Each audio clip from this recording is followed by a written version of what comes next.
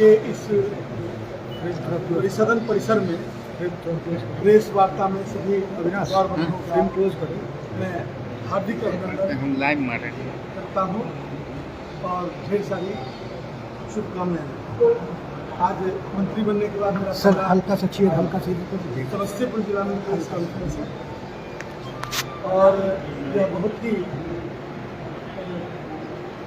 एक तरफ चुनौतीपूर्ण मौका है, तो दूसरी तरफ एक परिवर्तन बिहार में हुआ है। उस परिवर्तन को आम जनता ने हाथों हाथ दिया है, उस बात की खुशी मिलता है। मुझे जिस विभाग का मंत्री बनाया गया वह राजस्व एवं भूमि सुधार मंत्रालय है और यह आम जनता से जुड़ा है। आम जनता जो रोजमर्रा की जिंदगी में जो समाज के अंतिम पंक्ति के लोग हैं, उनमें बड़ी संख्या ऐसे लोगों की है जिनके पास भूमि नहीं है, भूमिहीन है, और जो कमजोर हैं उनको दबाया जाता है, उनके जमीन को दखल कब्जा किया जाता है अवैध ढंग से। ये तमाम समस्याएं सामने खड़ी हैं।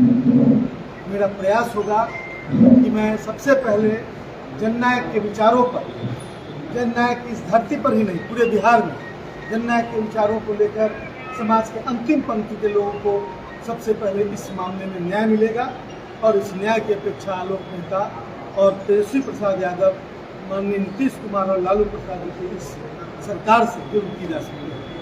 मेरी कोशिश होगी कि जिन लोगों को बस्कित पर्चा मिला हुआ है और उनको दखल कब्जा नहीं मिला, उनके ज़मीन को अभी तक नहीं दिया जा सका किसी वजह से, तो उसको दिलाने का प्रयास होगा और मैं खुद उसकी मॉनिटरिंग कर रहा हूँ।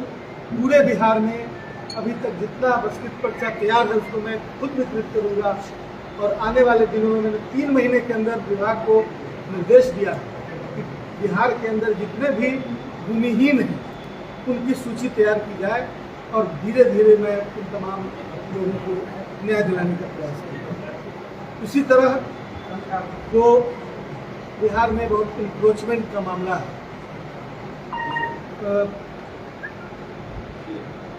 ये जो इंक्रोचमेंट का मामला है, उस इंक्रोचमेंट के मामले पर भी हम त्वरित सुनवाई और त्वरित कार्रवाई करने का काम कोशिश करेंगे। उसके बाद गांव गंवई में लोग गरीब लोग हैं जो शनिवार को हर थाने में उनकी सुनवाई होती है, उनके राजस्व से जुड़े हुए मामलों की सुनवाई होती है। उन मामलों पर जो भी कमियां हो रही हैं, जैसे लोग का कहना है कि वहाँ पर गरीब लोगों को पहुँचने में दिक्कत हो रही है, तो मैं कोशिश करूँगा कि अधिक से अधिक मैंने उसको एक व्यवहार की समस्या दी है। सुनने में आया है कि उन्हें डांट के भगा दिया जाता है, उन चीज़ों पर भी मेरा ध्यान है कि आम आदमी से अच्छा व्यवहार हो और उनको जस्टिस देने से पहले पूरी बात सुनी जाएगी। ये बात और कानून परत कार्ड हो, इस बात को सुनिश्चित करने के लिए हम अपने पदाधिकारियों को निर्देश देंगे। जो भी पदाधिकारी इन निर्देशों का उल्लंघन करेंगे उन पर कड़ी कार्रवाई करेंगे, उनको बख्शा नहीं जाएगा। और बिहार में बहुत सारे पद यूँ ही खाली हैं, PCO का खाली है, PCL का खाली है। मैं उन तमाम पदों पर अभी 1-8 महीने के अंदर मैं माननीय मुख्यमंत्री जी से, माननीय उप मुख्यमंत्री से विचार विमर्श करके आगे की कार्रवाई करें। बिहार में एरियल सर्वे चल रहा है, सबकी जमीन की मापी हो रही है और उस मापी का एक स्टैंडर्ड तय हुआ है भारत सरकार के द्वारा और उसी स्टैंडर्ड के आधार पर एरियल सर्वे होगा, यानी कि हवाई जहाज से पूरे बिहार की ज़मीन को का फोटो लिया जा रहा है और उस पहले के नक्शे पर बाद में लिए गए फोटो को पंच करके और आज की अद्यतन स्थिति में उसकी नापी जो है बिल्कुल सही और करेक्ट हो, इसका प्रयास किया जा रहा है। मैं समझता हूँ कि पहले जो नापी में गड़बड़ी होती थी उस गड़बड़ी में काफ़ी सुधार होगा और बहुत सारे मेड़ की समस्याएं जो हैं उन समस्याओं का बहुत जल्दी समाधान है। हम सरकारी भूमि पर जिन लोगों ने भी कब्जा किया और जिन लोगों ने भी उसको अवैध रूप से अपने अंदर रखा है, मैं उन्हें सबसे पहले निवेदन करता हूं कि वो ज़मीन सरकार को वापस करें और वो ज़मीन जो है गरीबों के बीच बांटने में हमें सुविधा होगी। यदि वो नहीं करेंगे तो कानूनी कार्रवाई की जाएगी, उनका ज़मीन खाली कराया जाएगा और उन्हें गरीबों को वितरित किया जाएगा। इस बात के लिए हम पहले अपील कर रहे हैं, हम पेपर में भी अपील देंगे और उसके बाद क्रमबद्ध रूप से वैसे केसेस को चुनकर उस पर कार्रवाई की जाए। और आज दूसरी बार उजियारपुर और समस्तीपुर की जनता का आशीर्वाद, मैं दूसरी बार मंत्री बना। मैं यहाँ के सारे कार्यकर्ता, खासतौर से राष्ट्रीय जनता दल यूनाइटेड, हमारे वामपंथी साथी, हमारे तमाम कांग्रेस के साथी, सब लोगों का मैं बहुत बहुत हृदय से शुक्रिया अदा करता हूँ कि उनके प्रयास से उनकी मनोदशा जो थी उसको देखकर यह महागठबंधन बना और आज उनका साथ है, आगे भी मजबूती से साथ रहेगा। तो आने वाला दिन हमारे महागठबंधन का ही होगा और बिहार में एक बेहतर व्यवस्था हम बना सकेंगे जिसकी कमी महसूस की जा रही थी पिछले कुछ वर्षों से। अच्छा, ये आलोक जी बताइए, आपके जिला के में हाई कोर्ट का आदेश आता है कि सरकारी भूमि से अतिक्रमित कराने, लेकिन आपके सीओ 50 लाख का मकान बना दिया गया है। ये पिछला मतलब मंत्री भी कार्रवाई के लिए किया, लेकिन आज तक कोई डीएम किया न एडीएम किया और मकान आज बनते जा रहा है। इसके बारे में इस तरह की शिकायतों को मैं लिखित रूप से आमंत्रित करता हूँ। जिन किसी के पास भी शिकायत है हमें देंगे, मैं उसे यदि सामान्य ढंग से नहीं होगा तो मैं उस पर जाँच बिठाकर और जो कुछ भी हो सकेगा मैं उसको पूरा करूँगा। अच्छा, मठ और मंदिर की हाई कोर्ट का आदेश है तो निश्चित रूप से उस पर अमल किया जाए। अच्छा, मठ और मंदिर के जमीन के बारे में आप क्या कहना चाह रहे हैं? इसमें अभी हमने रिव्यू किया नहीं। मैं उन तमाम मतलब जो इसके पहलू हैं उनका अध्ययन करके, और उसमें बहुत सारी ज़मीनों को अवैध रूप से बेचा गया है, मैं उस पर भी गंभीर हूँ और उसको उतना ही नहीं जो गैर मजरूआ खास जमीन है उस पर भी हमें समीक्षा करनी है। हम तमाम चीज़ों पर समीक्षा करने के उपरांत आगे हम वैसा निर्णय लेंगे जो राज्य हित में हो और जनता, बिहार की जनता को। डिजिटल नक्शा का क्या? डिजिटाइजेशन होगा नक्शे का। अब कुछ दिनों में, मतलब आपको 15 दिन के अंदर पुराने नक्शा को घर घर पहुंचाया जाए, इसकी व्यवस्था हम करने जा रहे हैं। पुराने नक्शा, जो पुराना नक्शा और जो नया नक्शा है 2023 तक हम डिजिटल जो एयर सर्वे है उसको पूरा करने का 2023 के मार्च तक करने का हम लोगों ने लक्ष्य रखा है। और हम समझते हैं कि उसका जब नया नक्शा आएगा तो पुराने नक्शे की जगह नया नक्शा को हम पोर्टल पर, हम वेबसाइट पर डालेंगे। जो अपने हर मकान और उसके आसपास का नक्शा लेना चाहेगा वहाँ से एक बटन क्लिक करके नक्शा को निकाल सकते हैं। और जो विभाग से लेना चाहते हैं वो एक ऑनलाइन अप्लाई करेंगे तो उनके पास वो आ जाएगा। तो ये व्यवस्था हम लोग करने जा रहे हैं। भूमि सुधार बिहार की मूल समस्याओं में से एक समस्या है, जिसकी वजह से बिहार में बहुत हिंसा और ईर्ष्या, द्वेष, आपसी टकराव होता रहा है। मेरी मान्यता है उस दिशा में यदि कड़े कदम उठाए जाए तो वैमनस्यता और मैंने आपस के जो झगड़े हैं उसमें बहुत बड़ा समाधान से निकलता है। क्या योजना रहेगी महागठबंधन की सरकार नवयुवकों, युवाओं के रोजगार, शिक्षा और तमाम जो युवाओं को लेकर परेशानियां रही हैं, माननीय तेजस्वी प्रसाद यादव जी ने जो वादे किए थे, जो उन्होंने कहा था कि मुख्यमंत्री होते हैं तो हम 10 लाख रोजगार देंगे, नौकरी देंगे, लेकिन वो उप मुख्यमंत्री होते हुए भी उन्होंने इस प्रस्ताव को मुख्यमंत्री के सामने रखा तो मुख्यमंत्री जी ने उसमें इजाफा करके 20 लाख रोजगार की घोषणा की है। मैं समझता हूं कि आने वाला दिन युवाओं के लिए बहुत अच्छा दिन होगा और हम अपने विभाग से भी 2700 वैकेंसी अभी हम कर्मचारियों की निकाल रहे हैं। जो बिहार में अभी सर्वे चल रहा है उस काम को त्वरित गति से पूरा करने के लिए हम उसकी योजना बन रही है और हम समझते हैं कि उसमें भी अभी करीब 5000 कर्मी है उसमें लगभग 5,000 और अब करीब करीब 2,000 मेरे साथ। ऐसा इसलिए किया जा रहा है कि इसे त्वरित जल्दी से जल्द किया जाए। और इसके बाद जो भूमि की समस्या है, भूमि विवाद, मेरे ख्याल से जब क्लियर नक्शा बन जाएगा और उसमें सारे लोगों से पूछताछ की जाएगी, जिन लोगों को ऑब्जेक्शन देना है उसका मौका दिया जाएगा, ये तमाम चीज़ों को करके एकदम प्रिसाइज जो एकदम होना चाहिए वो नक्शा तैयार करें। तो मैं समझता हूँ कि उसके बाद विवादों की संख्या बहुत बढ़ेगी।